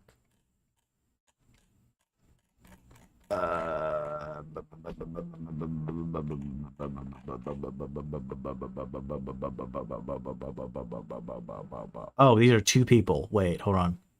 I see my issue. These are actually two people. They're not one person. They're two people. This is a last name. This isn't a first name.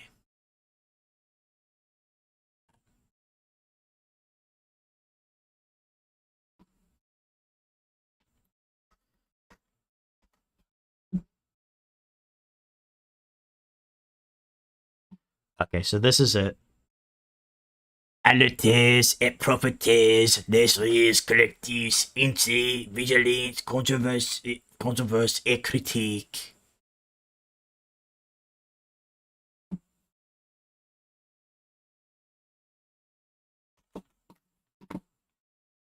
I was trying to find this, and I couldn't frickin' find it because it was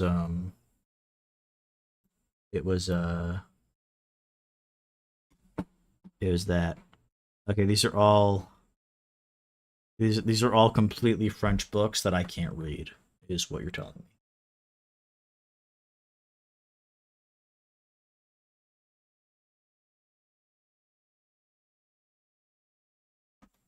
Was I finished? Okay, I was. Okay, I was.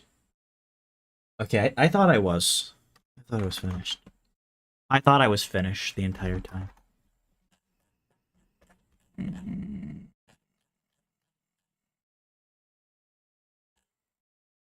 20. As we see it, the best way to characterize ecological crises is to recognize, in addition to smooth objects, the proliferation of matters of concern. They're of an entirely different character from the earlier ones. This explains why we talk about a crisis every time they emerge. Unlike their predecessors, they have no clear boundaries, no well-defined essences, no sharp separation between their own hard kernel and their environment. It is because of this feature that they take on the aspect of tangled beings, forming rhizomes in networks. Wait. Oh my freaking god, wait. Is that a D&G reference? Somebody at Brooks right now. Wait, hold on. Somebody at Brooks. We need to frickin' at Brooks. D&G reference. D&G reference. In the second place, their producers are no longer invisible, out of sight. They appear in broad daylight, embarrassed. In the second place, their producers are no longer invisible, out of sight. They appear in broad daylight, embarrassed, controversial, complicated, implicated, with all their instruments, laboratories, workshops, and factories.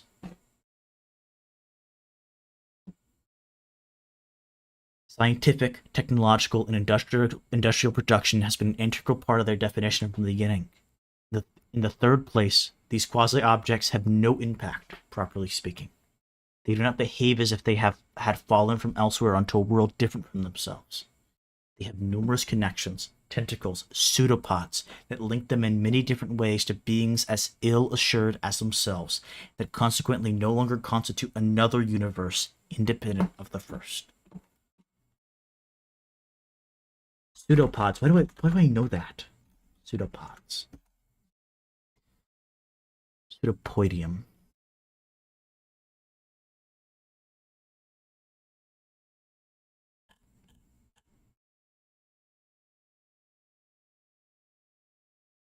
It's a cell thing. That's what it is. That's why I know it. To deal with them, we don't have the social or political world on one side and the world of objectivity and profitability on the other. Finally, this may be the strangest thing of all, they can no longer be detached from the unexpected consequences that they may trigger in the very long run, very far away in an incommensurable world. On the contrary, everyone paradoxically expects the unexpected consequences that they will not fail to produce, consequences that properly belong to them, for which they accept responsibility, which they draw lessons, according to a quite visible process of apprenticeships that rebounds onto their definition, that unfolds in the same universe as they do.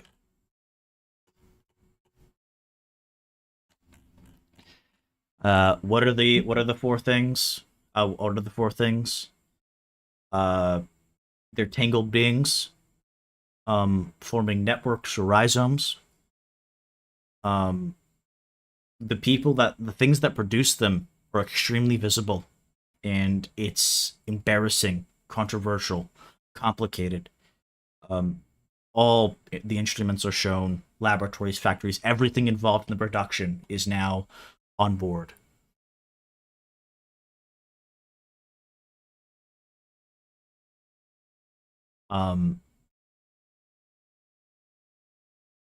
These quasi-objects have no impact, properly speaking.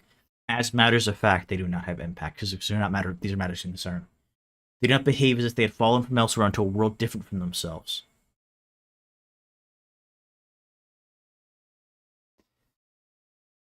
Yeah, they can't. They no longer are something separate from the social world, is what he's saying. They no longer can be like separated and bracketed off from the social world like matters of fact can.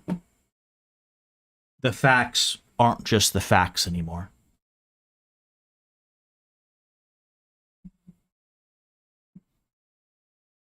And then the fourth thing, uh, they can't be detached from all the harm, uh, probably harm they cause anymore. They aren't far away anymore. They're close. They're personal.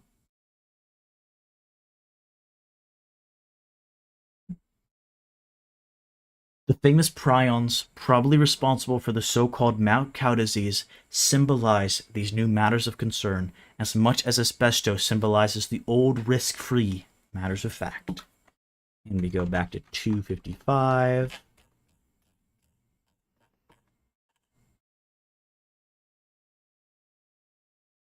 Oh wait, we missed one. Wait, we missed one. Wait. Oh, this one.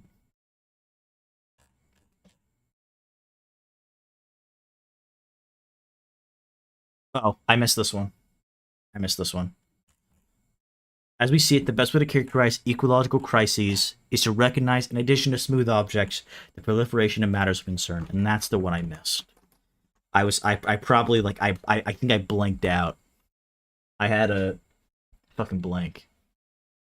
To remain compatible with the terminology introduced in Latour 1993, also known as "We Have Never Been Modern," we could also call them quasi-objects. The expression "matters of concern" simply adds to objects all the machinery that is necessary to maintain them as established fact, as was recognized more than half a century ago by Ludwig Fleck, 1993, and recently not documented, for instance, by Hans Georg Reinberger.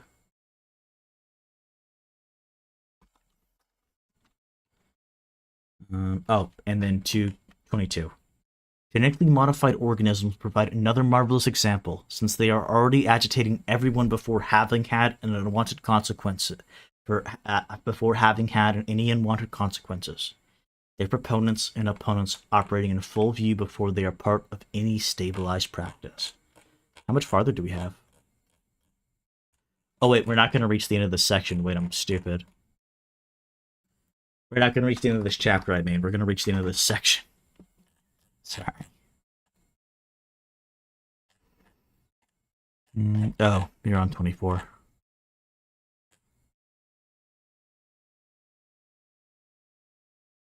We argue that the growth of political ecology can be traced through the multiplication of these new beings that henceforth blend their existence with that of classic objects, which always form the background of the common landscape. In 255. Sorry, 6. It seems to me that for the French at least, the contaminated blood scandal served as an intermediary between the last modernist objects and the first risky objects of ecology. It was still possible at that point to believe that the drama of contaminated blood could be absorbed within the old framework of controlled action. This is no longer the case with mad cow disease, still less with the all-out war over genetically modified organisms. See the remarkable book, a very important one for me, by Marie-Angèle Hermite, the role played by the expectation of absolute certainties on the part of capital S science is used to explain the French government's slowness to react. What is the... Is the contaminated blood like HIV? Is it AIDS? Is the contaminated blood AIDS?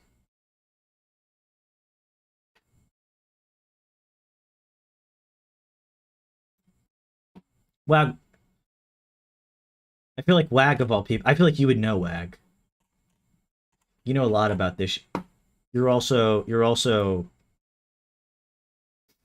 I'm also just saying that because you're older than me.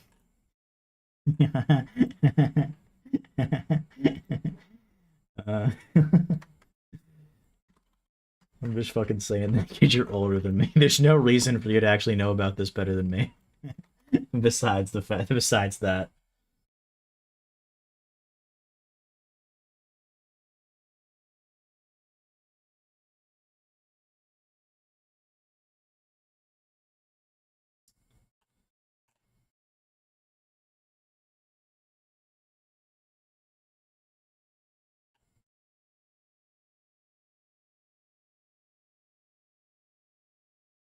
It wasn't AIDS, I think, actually.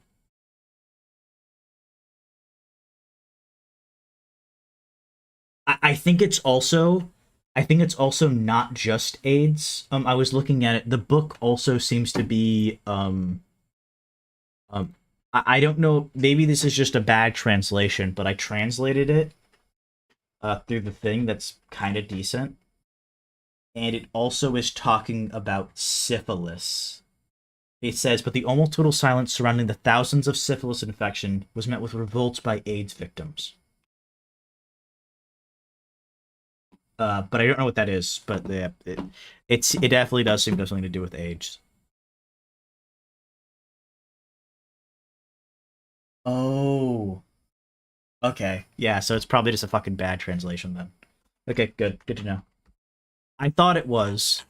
That seemed like around the time when that would have been the case, but you never know. Wait, we were on. Yeah, we were on 23.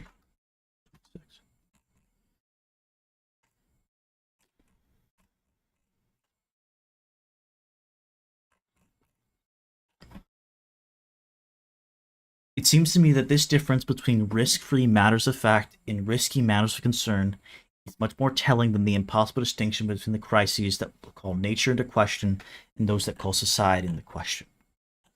We are not witnessing the emergence of questions about nature in political debates, but the progressive transformation of all matters of fact, disputed states of affairs, which nothing can limit any longer to the natural world alone, which nothing precisely can naturalize any longer.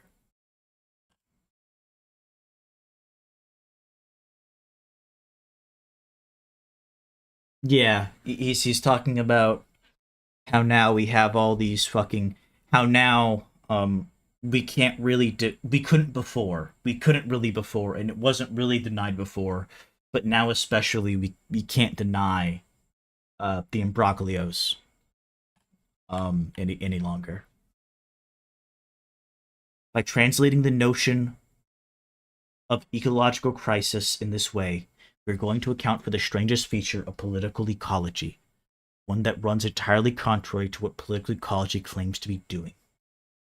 Far from globalizing all that is at stake under the auspices of nature, the practice of a political ecology can be recognized precisely by the ignorance it turns out to manifest about the respective importance of the actors. 256. 24.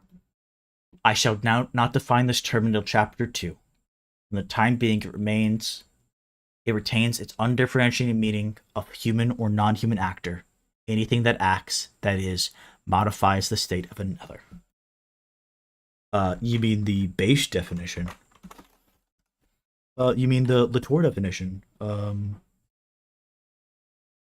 Political ecology does not shift attention from the human pole to the pole of nature. It shifts from certainty about the production of risk-free objects with their clear separation between things and people to uncertainty about the relations whose unintended consequences threaten to disrupt all orderings, all plans, all impacts. What it calls back into question with such remarkable effectiveness is precisely the possibility of collecting the hierarchy of actors and values according to an order fixed once and for all. 256 again. Whence the importance for my work of the thesis of Florian. Whence the importance for my work of the thesis of Florian Charvelin, which built on a meticulous analysis of the archives to demonstrate the enormous work of aggregation necessary for the first minister of the environment, a controversial and badly organized intervention. Events for the fucking fuck you, Latour. I hate you. Friggin' hate you. I hate this guy. Charvelin. 1983. Les inventions de l'environnement en France. Les pratiques documentaires d'aggregation à l'origine du ministère de la protection de la nature et de l'environnement. Perry, École nationale supérieure des mines de Paris. Did you like that, Estelle? That's for you again. It's for you, Estelle.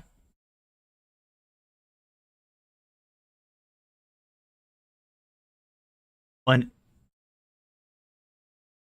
an infinitesimal cause can have vast effects. An insignificant actor becomes central. An immense cataclysm disappears as if by magic. A myriad product turns out to have nefarious consequences. A monstrous being is tamed without difficulty. 256 again.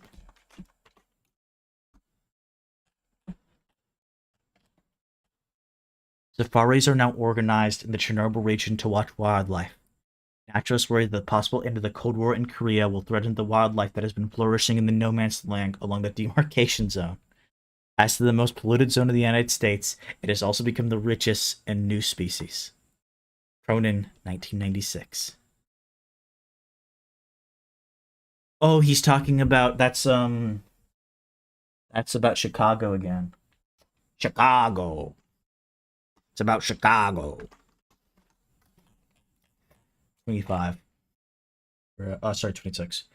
With political ecology, one is always caught off guard, struck sometimes by the robustness of systems, sometimes by their fragility. It may well be time to take certain ecologists' apocalyptic predictions about the end of nature seriously. 256. And 27.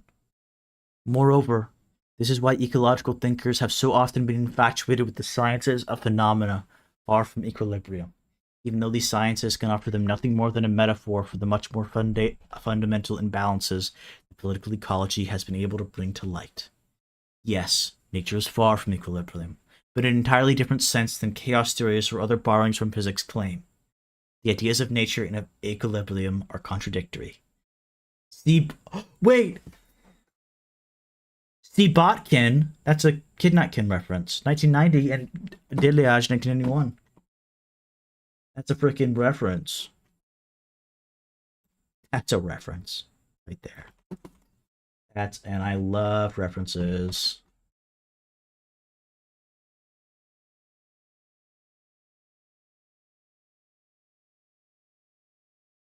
This looks like a good book. The Botkin ones looks like a good book.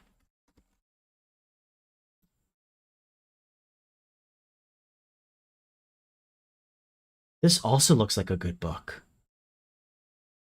Oh no, wait. Let me make sure I'm getting these right. Okay.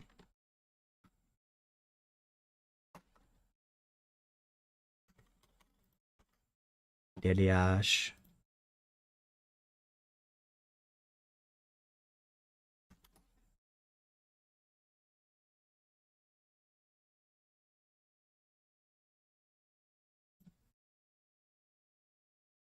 History de la écologie, une science de l'homme et de la nature. Okay, I think that's different than this book, but this also looks like a good book, and I think it's by the same person. Yeah, John Paul Deliage. This guy might actually be kind of decent. And Botkin. I can remember this name. I can remember this name really easily. Yep, and it is Discordant Harmonies. Yep. And then we go to 25 again. Oh wait, no, that was the end. Oh wait. That I finished it, right? 256.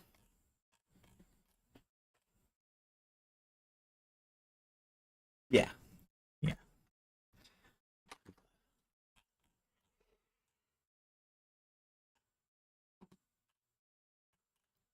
That was really good.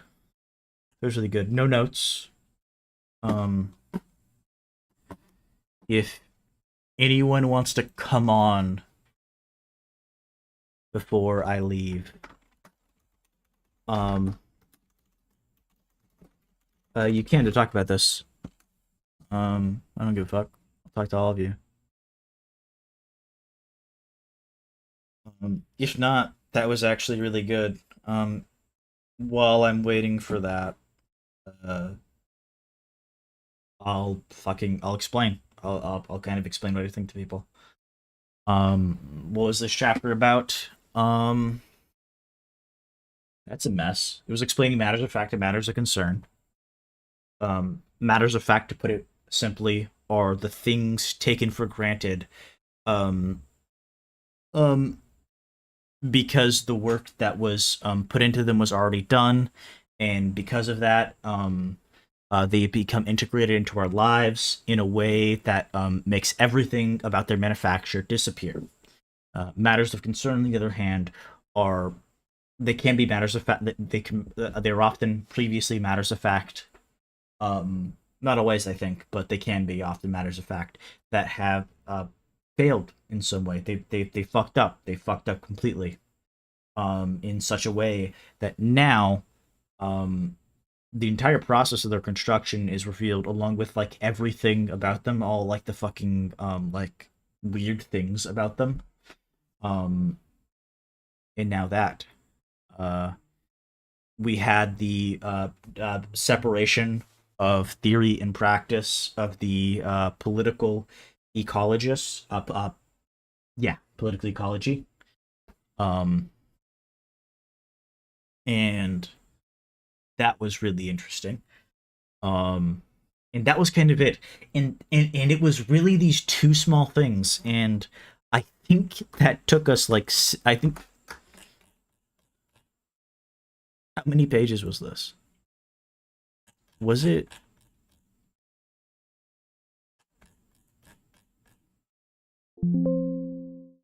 fuck you. How many pages was this?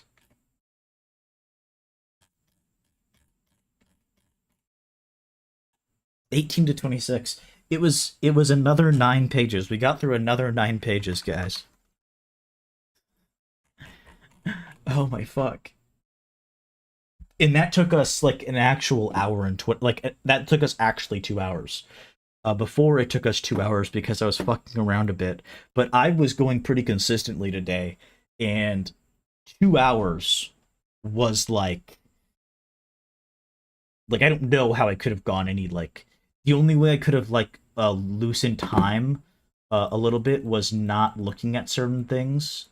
But like I kind of think those things were important. So yeah. That was actually really good.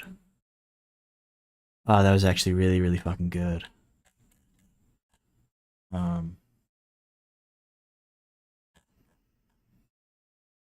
I hope everyone appreciated that. I am enjoying this. I love this book already. Every time I read a Bruno Latour book, I'm like, oh, mwah, magnificent, fucking magnificent. It makes me so happy.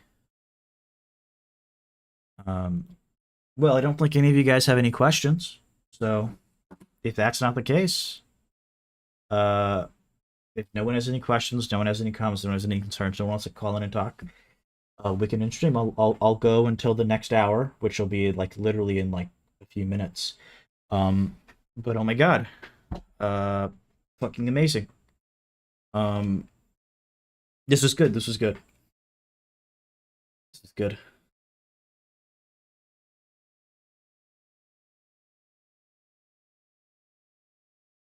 Give you guys a little bit. Give you guys a little bit. We can be slow. We can be slow. We can. I'm not gonna be silent, but we can pretend to sit in silence. I can say I'm going to sit in silence and not do that. While I wait, I can say I'm going to do that and not actually do that. So it's all good.